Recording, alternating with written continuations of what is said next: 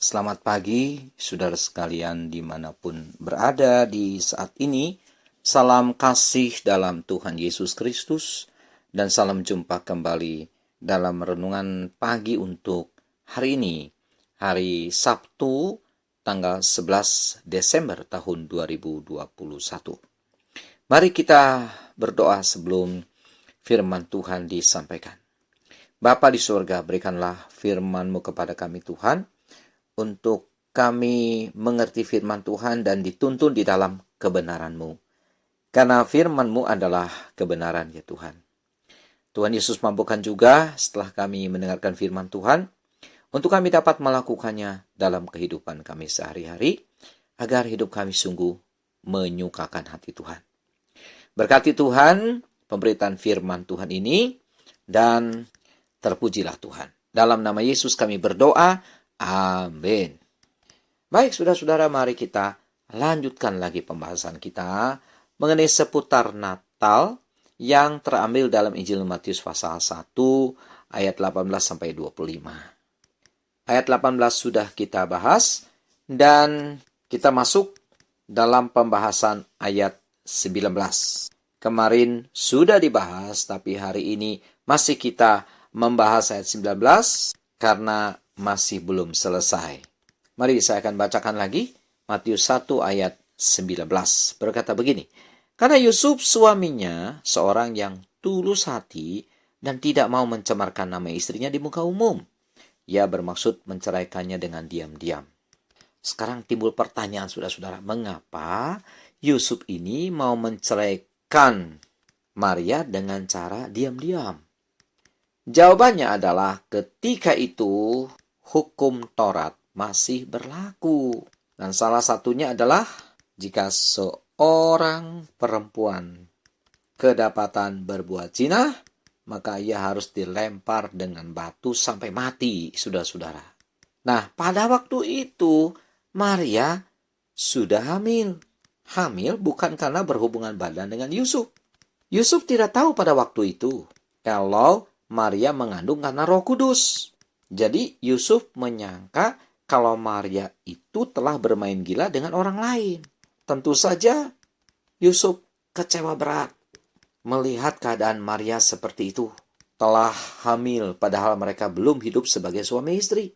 Tentu di dalam hati Yusuf berkata, aku tidak menyangka kalau Maria ternyata bukan perempuan baik-baik. Dan tentunya saudara-saudara, Yusuf menyesal telah memilih Maria menjadi calon istri yang tentunya nantinya akan dinikahi. Itulah sebabnya ia berniat untuk membatalkan pernikahan atau ingin menceraikan Maria. Yusuf rupanya punya prinsip. Ia tidak mau menikah dengan seorang perempuan yang tidak baik akhlaknya. Itulah sebabnya ia berniat atau mungkin juga sudah bertekad bulat untuk menceraikan Maria darinya. Tetapi kalau Yusuf menceritakan tentang kehamilan Maria oleh orang lain kepada khalayak ramai, maka celakalah Maria. Ia pasti disangka telah berzina dengan orang lain oleh orang banyak, lalu pasti Maria akan dilempar batu sampai mati. Itulah sebabnya ia hendak menceraikannya secara diam-diam saja. Walaupun ia telah dikecewakan oleh Maria. Tapi dia tidak ingin mencelakakan Maria. Ia tidak mau melihat Maria nanti dirajam dengan batu sampai mati. Nah, di sini saudara-saudara, kita melihat ketulusan hati Yusuf. Sungguh, dia adalah seorang yang sangat baik hati. Hatinya lurus. Tidak ada niat jahat setitik pun terhadap Maria. Biasanya saudara-saudara, kalau orang jengkel, orang sudah dikecewakan oleh seseorang, dia akan bertindak membabi buta. Tentu saja ia akan membalas kejahatan orang lain dengan kejahatan lagi. Ia tidak akan bisa terima dirinya dikecewakan atau dirugikan. Pastilah dia akan mengadakan pembalasan dendam. Siapa di antara Bapak Ibu saudara-saudara yang pernah mengalami hal itu? Disakiti orang, lalu saudara membalasnya setimbal dengan perbuatan jahat orang itu. Ketahuilah saudara-saudara, kalau kita berbuat begitu, berarti tidak ada ketulusan hati di dalam diri kita. Dan kebanyakan orang seperti itu. Kecenderungan orang tuh seperti itu. Membalas kejahatan dengan kejahatan. Hanya sedikit orang, saudara-saudara, yang membalas kejahatan dengan kebaikan. Hanya orang yang benar-benar memiliki ketulusan hati. Hanya orang yang benar-benar mengasihi Tuhan yang dapat membalas kejahatan dengan kebaikan. Sebab di dalam dirinya ada Kristus. Di mana di dalam diri seseorang ada Kristus, pasti di dalamnya ada ketulusan hati. Ada kesucian hati. Tidak ada niat jahat setitik pun. Dan itu juga saudara-saudara yang terjadi dalam diri Yusuf. Sungguh, Yusuf adalah seorang pribadi yang bisa menjadi contoh dan teladan bagi kita saudara-saudara. Mari kita semua milikilah ketulusan hati. Walaupun mungkin kita dikecewakan seseorang, disakiti seseorang, dirugikan seseorang, dicemarkan mungkin nama baik kita oleh seseorang, difitnah barangkali, dan lain sebagainya. Jangan balas dengan kejahatan.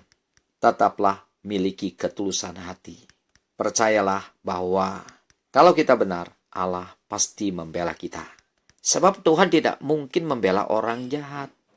Tuhan tidak mungkin membela orang tidak benar. Dia pasti membela orang benar.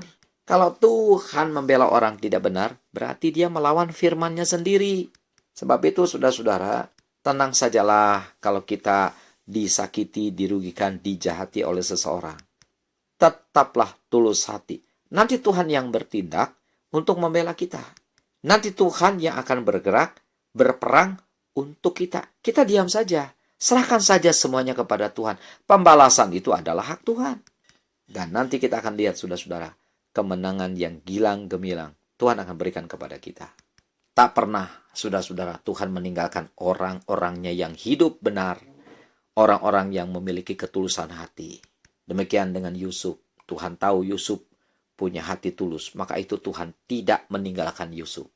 Wajar kalau pada waktu itu Yusuf merasa kecewa terhadap Maria.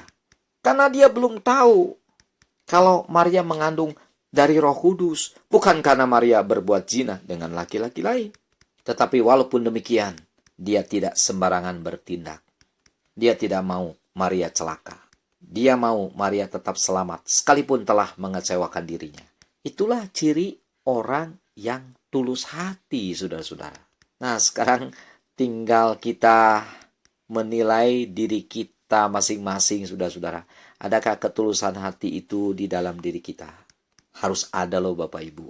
Kalau kita tidak tulus hati, bagaimana kita bisa menyenangkan Allah Bapa di surga? Ingat saudara-saudara, Tuhan senang. Tuhan suka kepada orang-orang yang memiliki ketulusan hati. Nah, biarlah kita orangnya. Saya orangnya, saudara-saudara orangnya yang memiliki ketulusan hati itu. Coba lihat dalam Mazmur 7 ayat 10. Mazmur 7 ayat 10 berkata begini, "Perisai bagiku adalah Allah yang menyelamatkan orang-orang yang tulus hati." Nah, siapa yang tulus hati pasti diselamatkan Allah. Sebab Allah akan membela dia, saudara-saudara. Daud mengalaminya. Dia berkata tadi dalam Mazmur pasal 7 ayat 10, Allah menyelamatkan orang-orang yang tulus hati. Berarti Allah suka kepada orang yang tulus hati. Sebaliknya, Allah tidak suka kepada orang yang bengkok hatinya. Lalu dalam Mazmur 37 ayat 37 berkata begini. Mazmur 37 ayat 37. "Perhatikanlah orang yang tulus dan lihatlah kepada orang yang jujur. Sebab pada orang yang suka damai akan ada masa depan." Jadi saudara-saudara, orang yang tulus hati, orang yang jujur, dan orang yang suka damai ada masa depan.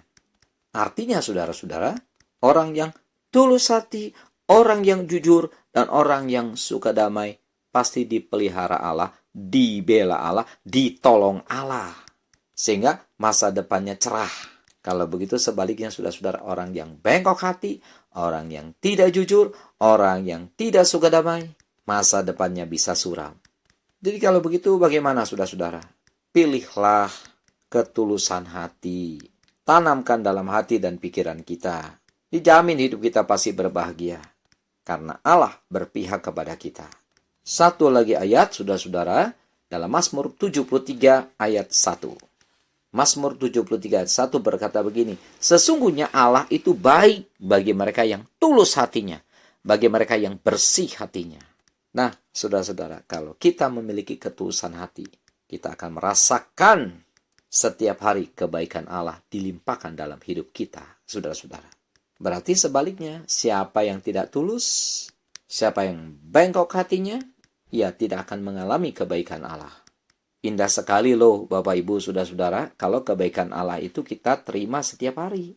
Sebaliknya orang yang bengkok hati, yang kotor hatinya, tidak akan indah hidupnya, tidak akan senang, tidak akan sukacita, dan juga tidak akan tenang hatinya. Kegelisahan dan penderitaan tentu akan melanda hidupnya. Karena itu saudara sekalian, setelah kita mendengarkan firman Tuhan ini di pagi ini, segeralah ambil langkah. Ambil keputusan. Mulai hari ini dan seterusnya, kita semua mau jadi orang yang tulus hati. Seperti Yusuf. Nanti kita lihat saudara-saudara kisahnya mengenai Yusuf ini. Dia menjadi orang yang dipakai Tuhan luar biasa.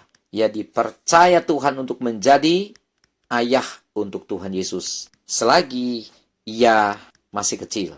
Dan tentu ini adalah anugerah Allah yang besar bagi Yusuf. Saudara-saudara, saya percaya kalau kita memiliki ketulusan hati, kita pun akan dipakai Tuhan luar biasa untuk melayani Allah dalam bendang Allah. Dan ini adalah anugerah Allah yang besar, saudara-saudara. Ingat, kalau kita bisa melayani Allah, kalau kita bisa terlibat di dalam pelayanan pekerjaan Tuhan, itu anugerah. Bukan karena kita telah berbuat baik. Bukan karena kita telah berjasa, lalu Allah memakai kita. Tidak sama sekali. Tuhan kiranya memberkati. Sampai di sini dulu renungan kita hari ini. Besok kita lanjutkan lagi. Masih mengenai ketulusan hati. Sekarang kita tutup dalam doa. Mari kita berdoa. Kami terima firman-Mu Tuhan. Berikanlah kami kemampuan untuk kami melakukan perintah-Mu ini.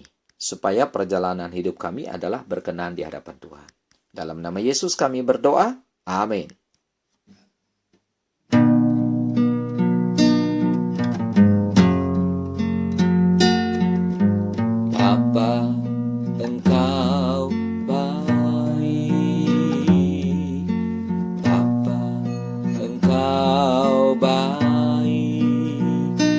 Selalu baik kepadaku,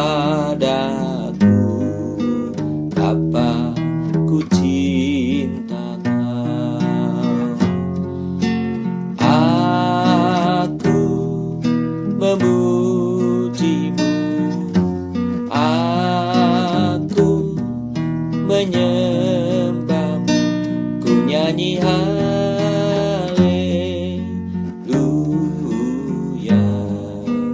Bapa, ku cinta Kau. Aku memuji-Mu, aku menyembah-Mu, ku nyanyi haleluya. Bapa, ku cinta Kau. Bapa, ku cinta